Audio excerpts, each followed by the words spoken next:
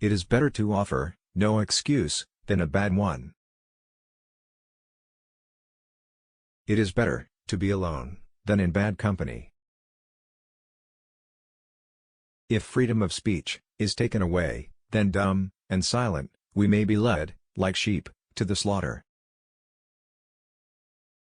My mother was the most beautiful woman I ever saw. All I am, I love to my mother. I attribute my success in life to the moral, intellectual, and physical education I received from her.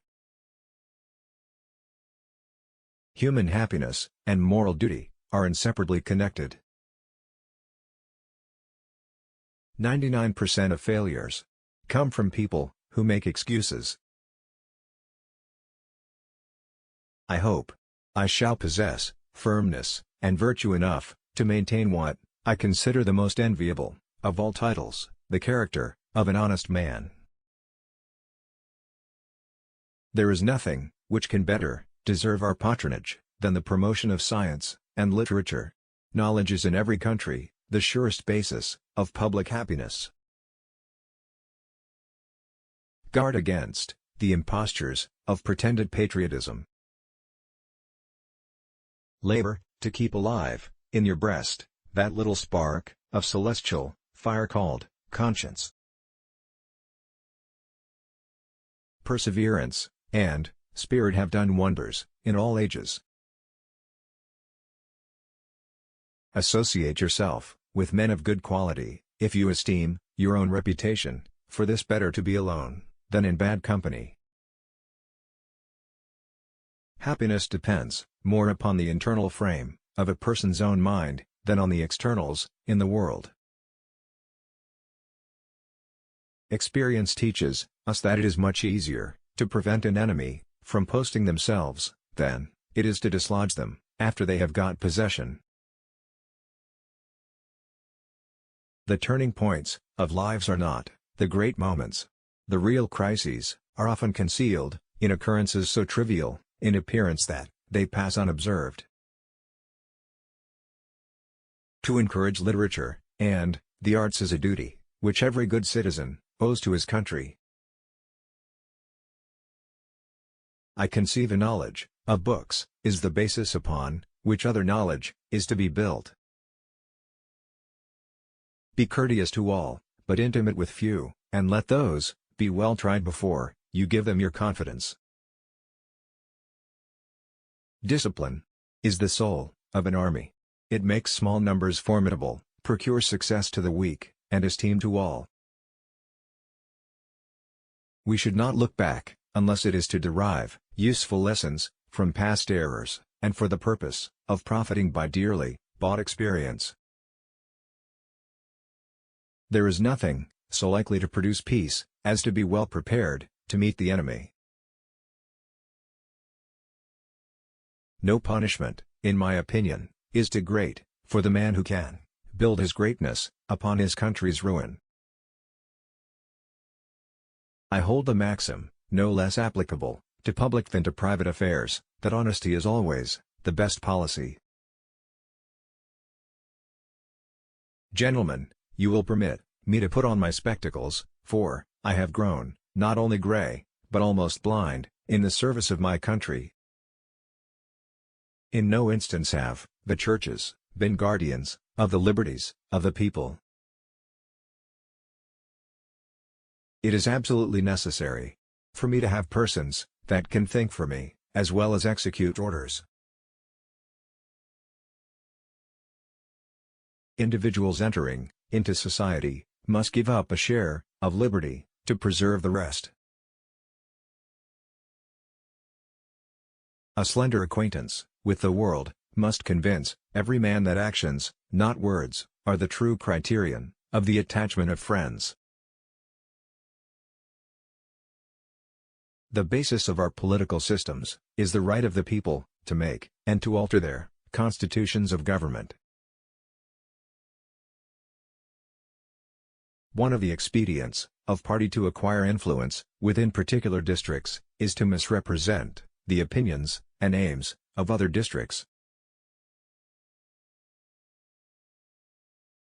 Some day, following the example of the United States of America, there will be a United States of Europe.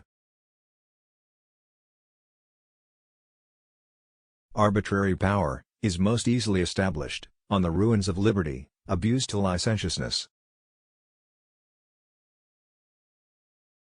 Wherein you reprove another, be unblameable yourself, for example, is more prevalent than precepts.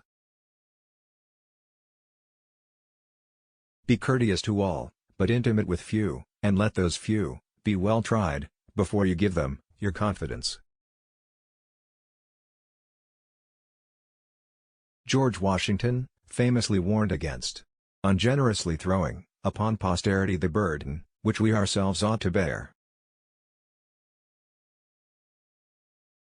Let your conversation be without malice or envy, for it is a sign of a tractable and commendable nature, and in all cases of passion, admit reason to govern. Interwoven as is the love of liberty with every ligament of your hearts, no recommendation of mine is necessary to fortify or confirm the attachment.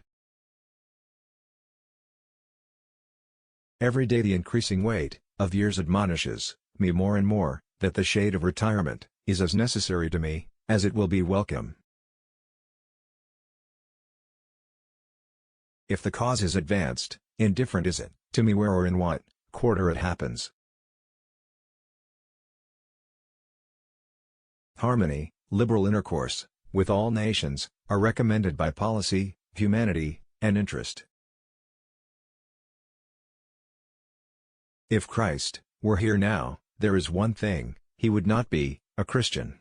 Samuel Clemens Mark Twain, American author and humorist. The great mass of our citizens require only to understand matters rightly, to form right decisions. A man caught not to value himself of his achievements or rare qualities of wit, much less of his riches, virtue or kindred. The gradual extension of our settlements will as certainly cause the savage as the wolf to retire, both being beasts of prey, though they differ in shape. Do not suffer your good nature to say yes when you ought to say no. Remember that it is a public, not a private cause, that is to be injured or benefited by your choice. Let us therefore animate and encourage each other, and show the whole world that a freeman, contending for liberty on his own ground, is superior to any slavish mercenary on earth. Paper money has had the effect, in your state, that it will ever have, to ruin commerce, oppress the honest, and open the door to every species of fraud and injustice. The great rule of conduct for us, in regard to foreign nations, is, in extending our commercial relations, to have with them as little political connection as possible. It is substantially true that virtue, or morality, is a necessary spring of popular government. The rule, indeed, extends with more or less force to every species of free government.